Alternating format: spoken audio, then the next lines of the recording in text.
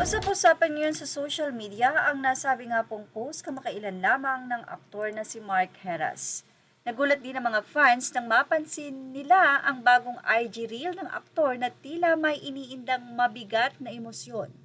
Kahit walang malinaw na paliwanag sa post, agad na nagpakita ng concern ng ilang kapwa celebrities sa comment section at nagpaabot ng pakikisimpatya kay Mark Heras. Well, ano nga po ba ito? At bakit nga ba may ganitong post si Mark Heras na talaga namang medyo kinawaan siya ng kanyang mga tagahanga?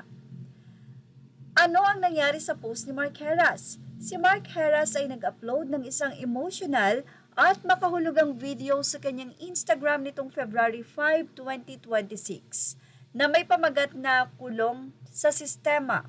Sa video, makikita siya na umiiyak, naninigarilyo at naglalakad mag-isa na nagbigay ng impresyon na tila may pinagdaraanan nga na mabigat ang nasabing aktor. Hindi naman niya nilinaw o pinaliwanag sa caption kung ano ang eksaktong kanyang pinagdaraanan.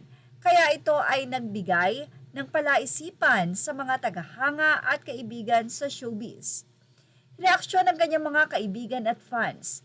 Maraming mga artista at personalidad ang nag-comment sa post niya upang ipakita ang kanilang suporta at pag-ala-ala.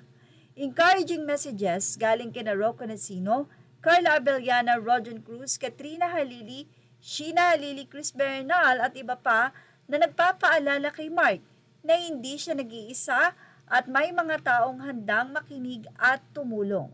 Marami ring mga fans ang nag-express ng pagnanais na sana ay kamustahin siya at bigyan ng suporta, lalo na kung ito ay may kinalaman sa mental health at personal stress.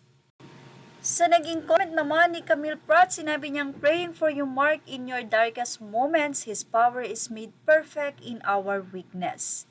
Nagbigay pa ng verse itong si Camille at sinabi niyang, ang post na ito ng aktor na si Mark Heras ay one day ago na at ito ay tumimo na ng 21.1 thousand na likes sa nasabi nga pong post na ito. At ilan pang mga kaibigan ni Mark Heras ang nagsabi na tawagan lang sila kung kailangan ng aktor ng kausap. At yan ang ating Showbiz Top Update. Images or all credit to the rightful owner. Please like, share, and subscribe. Thank you for watching Showbiz Now.